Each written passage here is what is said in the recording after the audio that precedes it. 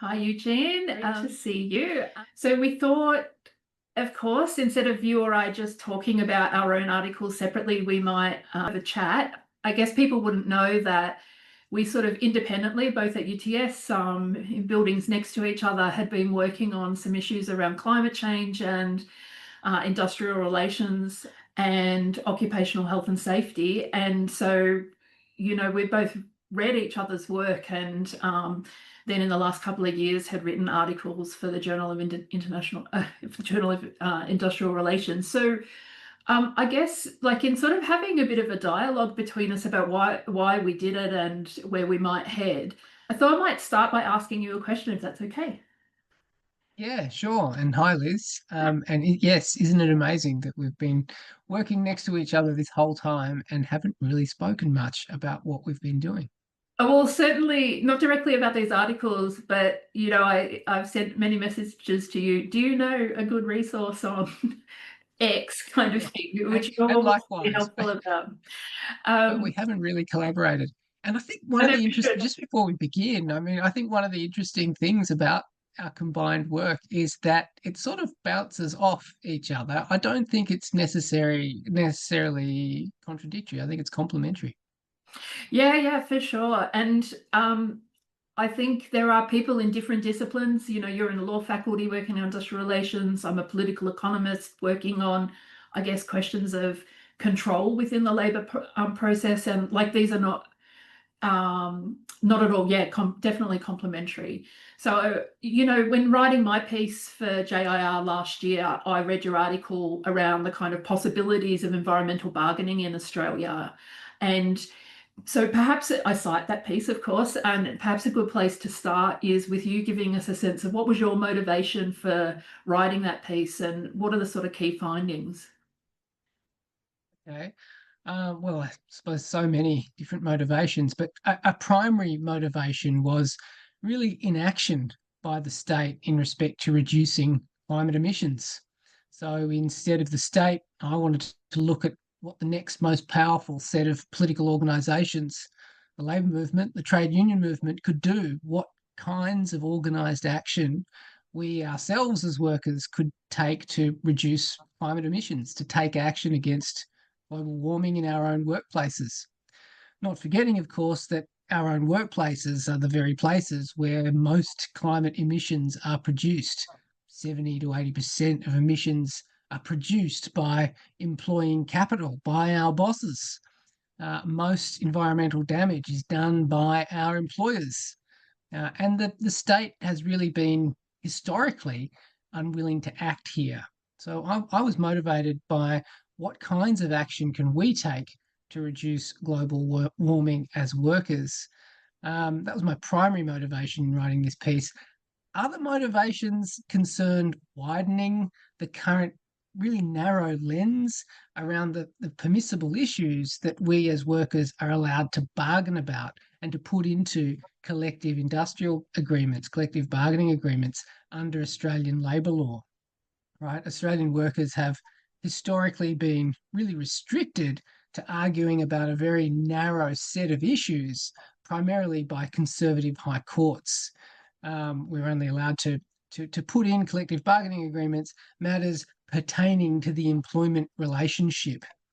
And that phrase has been given a very narrow interpretation by Australian High Court, so narrow, in fact, that it excludes things as basic as shop trading hours from being inserted into our bargaining agreements. So, a secondary motivation, I suppose you could say, is that I wanted to challenge this narrow construction of collective bargaining by seeing how far we could open the aperture here. What kinds of, or just how political can we make the personal and private domain of the employer's workplace by bringing in global warming? So those are the key motivations, I suppose. Um, your paper is really interesting too, Liz, in that it focuses on a sort of macro level critique of a lack of state climate strategy, state intervention against global warming. And you focus on a whole raft of really direct and immediate concerns arising from global warming that affect workers. What were your motivations for writing your piece? Yeah, I think so. I've been working with a couple of colleagues on the impacts, particularly of heat stress on workers. And, there are great epidemiologists and occupational hygienists working in this area. But what I found was their work wasn't really focused on the question of power in the workplace. Often they were presenting quite technical solutions. We need X guidelines and we will implement them and workers will comply. And not much of a critique about how the profit motive really plays into the question of how occupational health and safety plays out. Now, with temperatures are going up, there are more and more heat waves, so it's becoming a pressing problem. And in doing that work through United Workers Union was sort of the key partner, but we also worked with the City of Sydney looking at some of their employees and delivery, food delivery, document delivery cyclists and a few others. What really surprised me was a sort of lack of action at the Commonwealth level on occupational health and safety as it pertains to the problems of climate change.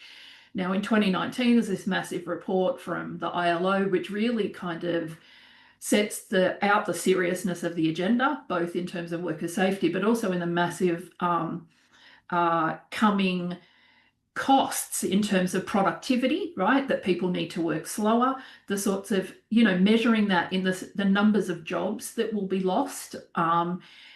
And of course, we have like people dying from high heat, also other things like air pollution, bushfires, floods, all of these create occupational health and safety risks.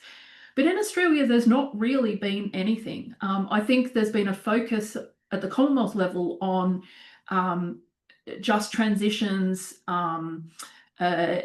trying to, how are we going to transition from fossil fuels to other industries? This has been the focus of academics as well. And occupational health and safety hasn't really been anywhere. So in this paper, what I wanted to do was sort of look at, well, who sets some sort of standards about what governments need to be doing and how does Australia stack up? There were two reports released last year by the ILO. There was a follow-up report on high heat, which set out best practice. So it's a follow-up to the 2019 report. But then they did another report which set out what are the 10 most problematic areas of occupational health and safety related to climate change.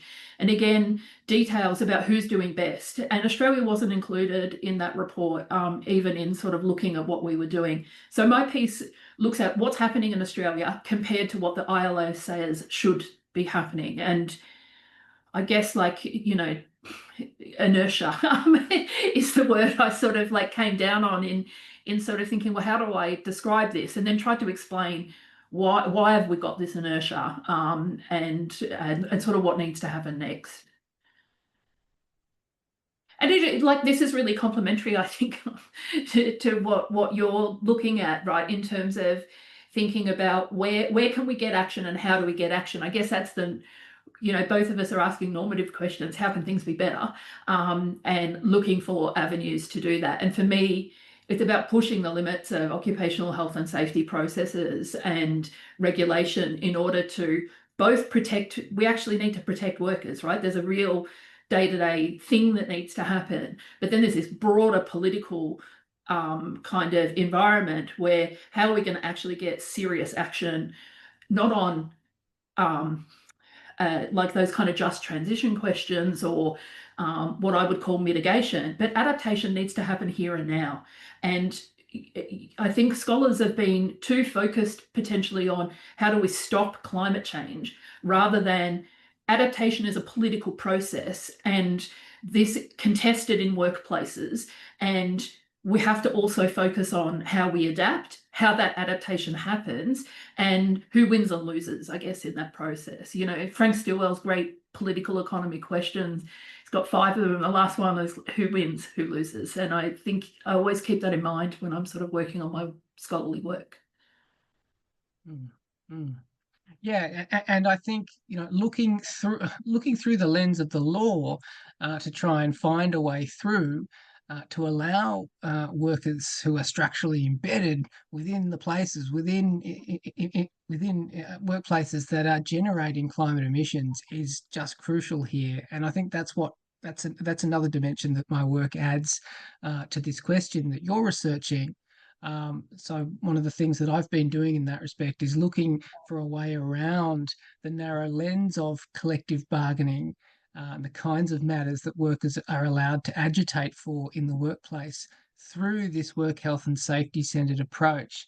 And one of the wonderful things about a work health and safety centred approach is that it offers a legal avenue for not only raising the question, the political question of adaptation, but for requiring employers to take binding action, legally binding action in respect to climate emissions, in respect to the environment. And there are two really important provisions within our existing work health and safety laws that allow this, that allow workers to actually compel their bosses to take action on climate change. Things like provisional improvement notices or PINs written into our Work Health and Safety Acts, stop work orders, and directives given by health and safety committees and health and safety representatives. These are really powerful levers for change that can require employers to act in respect to the environment if health and safety representatives and committees are educated to ask those questions, are educated themselves to adapt, to require their employers to adapt in the ways that you're suggesting. And if they push hard enough, I suppose, like most things in the labour law realm, this all comes down to a question of enforcement and how do we get those levers of change being moved. And one of the other great things about the work health and safety approach is that it requires workers' participation in employers' decisions. It requires some form of industrial democracy to get all of this happening. The legislation itself requires employers to pay workers for their activism around work health and safety. And if we add the environment to that, well, it requires employers to pay workers effectively to fix employer climate wrongs. And yeah, which I think is essential. Like, I don't think either of us are under illusions that having these committees and even having good people on these committees isn't necessarily going to fix these things, that there actually needs to be processes of enforcement led by workers, and that work health and safety processes can be one part of that. Like when we did our survey of United Workers union members, and that's a big blue collar union with like workers in, I don't know, 65, I think, different industries, including cleaners, security, agriculture, manufacturing, early childhood, caring for disabled people, like millions of things. What was really incredible was the workers were saying they were experience a lot of high heat, that heat stress was common, that was common to have symptoms like dizziness, vomiting, that accidents did go up. However, very, very few of them had taken any kind of action. Like I think only 50% knew they were allowed to stop work if they felt they were in danger from high heat. And so even the level of one issue is the education of workers knowing what their rights are. The other is the confidence to act in workplaces. And I do think in kind of having these committees being less of a sort of tick box of have everybody done their mandatory training on X, like a KPI approach, but actually an approach of bringing political questions to those forums around climate change and risk.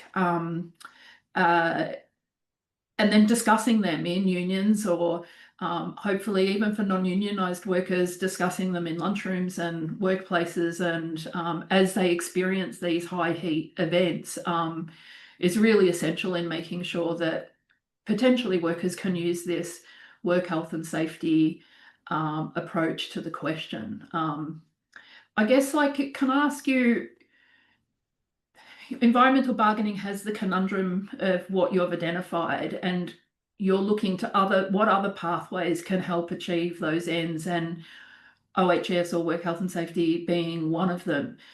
What do you think the limitations of that, or what are the problems of OHS frameworks that kind of also might limit how it can be used? Well, there are considerable problems with my approach. Um, First and foremost here is legal ambiguity about whether or not work health and safety extends to the environment.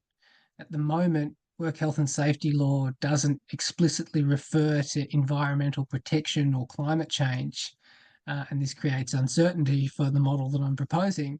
At the moment, work health and safety committees are authorised to deal with health and safety issues, risks, and it's debatable about whether or not the environment is allowed in there without some sort of direct workplace health impact of the kind that you're actually describing, Liz. Yeah. So your work actually helps put flesh on the bones of my model, helpfully.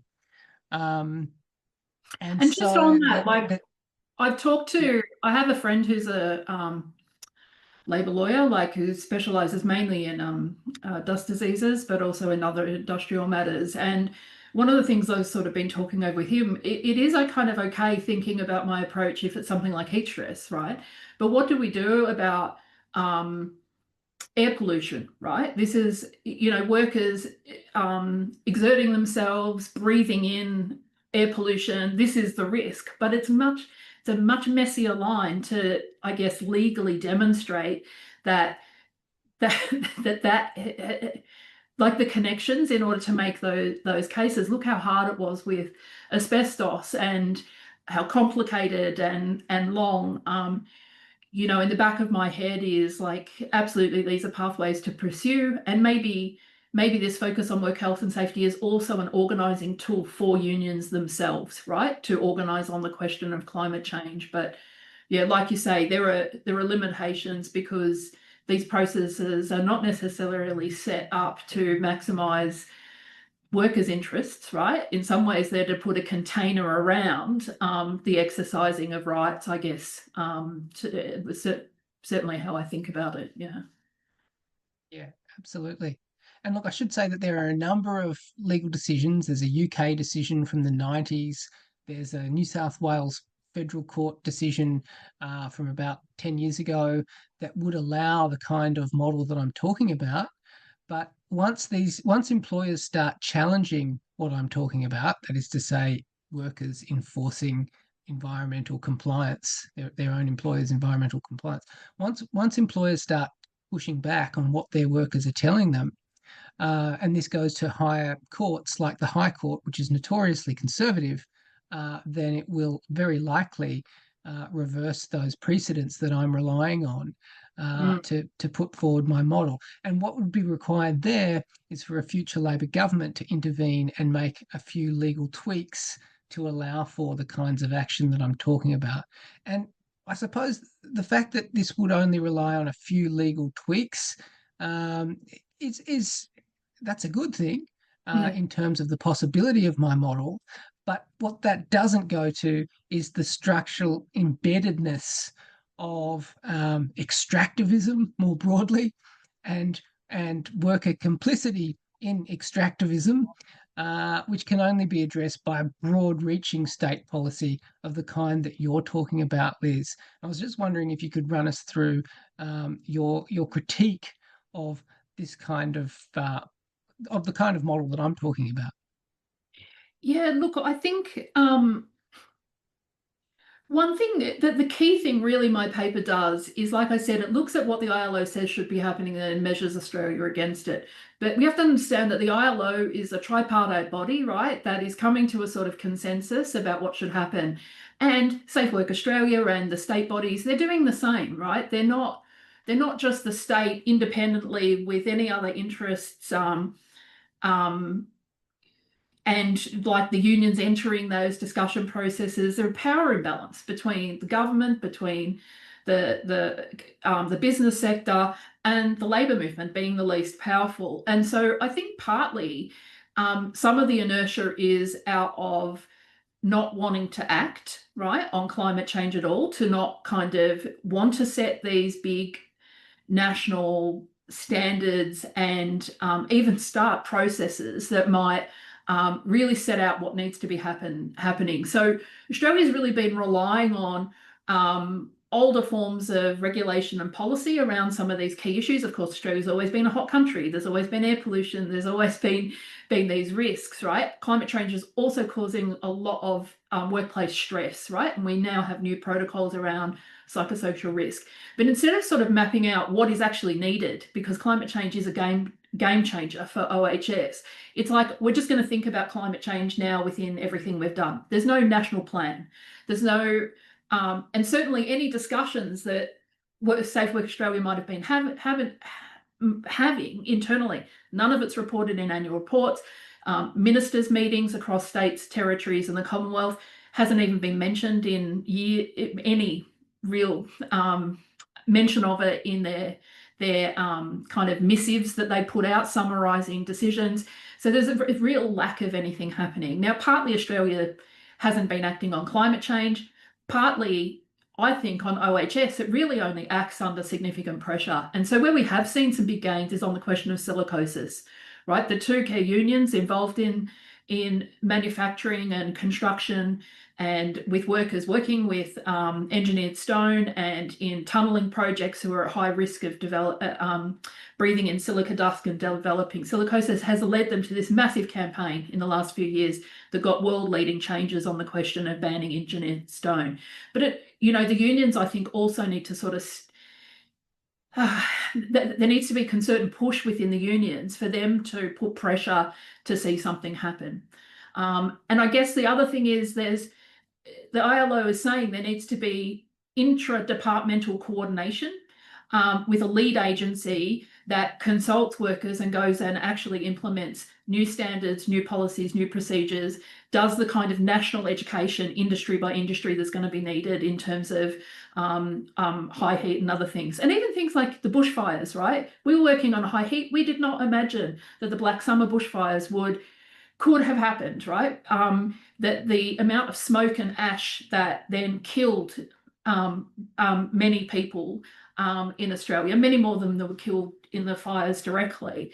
These are real issues going forward for workers. And if you just cast your mind back to when those fires first started, and some of the wharfies were saying, maritime workers said they walked off the job, some people in construction. There was these lazy buggers who don't want to work, and we now know that there's massively high risk, right? And that people died in all sorts of circumstances because it was everywhere, right? That smoke was in operating theatres, it was in every building, and you couldn't avoid it. These are the sorts of serious and unusual events we're going to be confronted with in the future. And so not only do we need to fix regulations that we've already got, but employers have to take action when these unusual situations that have not happened before happen, so that workers are protected. And that for the workers we spoke to said this absolutely did not happen. They were told things like, yes, the smoke's terrible, wet a cloth and tie it around your face, or put on a kind of surgical mask. Now, we all know these are sometimes things that you look like action is being taken, right? You put on a high-vis vest or you put on a mask, but is that actually going to eradicate or mitigate the problem? Absolutely not. And so there's a lot of kind of pretending these are not urgent situations, I think, at the government level. And so for me, the first thing that needs to be happen is appointing a national body, whether it's WorkSafe, whether it's industrial relations, whether it's a climate change body, but all these organisations who are managing climate risk and managing the impacts of climate change, Department of Health across multiple different departments at the Commonwealth level, they actually need to be talking to each other, and there needs to be a coordinated approach. The National Health and Climate Strategy does not even really mention work health and safety. There are a couple of lines where it says outdoor workers are at risk, right? Or emergency and health workers are under extra stress because of climate change. So it's not even really embedded in, and that is that national strategy was an enormous step forward for Australia, I think, in developing a national document around climate change. But it's confined to the remit of the Department of Health, right? They don't want to step into industrial relations. They don't want to step into Safe Work Australia's territory. We can't have any of that anymore. They're siloing it. There needs to be a national strategy, to my mind, on work health and safety. Yeah. Yep. For you, like, what would be what's the key next step, I guess, like in sort of wrapping up our discussion, what do you think the key next step to take, either for scholars or for trade unions, in sort of progressing the sorts of arguments you make around turning to work health and safety over environmental bargaining? Look, I think trade unions really need to intervene much more strongly in the health and safety realm, and have HSRs, health and safety representatives, appointed across as many workplaces as possible. And there needs to be a concerted effort by trade unions to train those HSRs, particularly around environmental risks, environmental hazards, but also psychosocial hazards, which to some extent also allow the health and safety representatives and work health and safety committees more power in the workplace. There needs a concerted effort to train these representatives. I think the delegates' rights legislation, which has recently been introduced, will also help somewhat here. But training is absolutely key to empowering delegates and HSRs, and to allow them to pursue environmental hazards in the workplace, to bring employers to heel over climate emissions. And this is a bottom-up strategy. It's a worker-led initiative for political and legal activism in workplaces. It helps bring about some amount of industrial democracy at the same time. But look, I agree with you 100% that this cannot be done without critical state intervention of the type that you've just described, Liz. And so that's where I think I might leave this. Yeah, sure. Like, and of course, people wouldn't know this about you, but you put your money where your mouth is, and you've been working hard at UTS of actually trying to build up a different work health and safety committee structure where workers actually get to vote, or the union nominates people to be on those committees. You know, I'm on one, but you put in an expression of interest and the bosses pick who goes on those committees. So even like at our workplace level, and we haven't even started talking about environmental bargaining, but even education and empowerment of workers in all sorts of bodies to actually set up much more representative work health and safety committees is absolutely necessary. Yeah. And thanks for doing that work at our work, you know. Yeah, thank you for volunteering and putting your hand up yourself. Oh, well, you know, going to make trouble somewhere. Yeah. So, well, we'll just leave it there. But thanks heaps. It was lovely to chat to you in a bit more detail about your paper. Great to chat, Liz. See you later. Cool.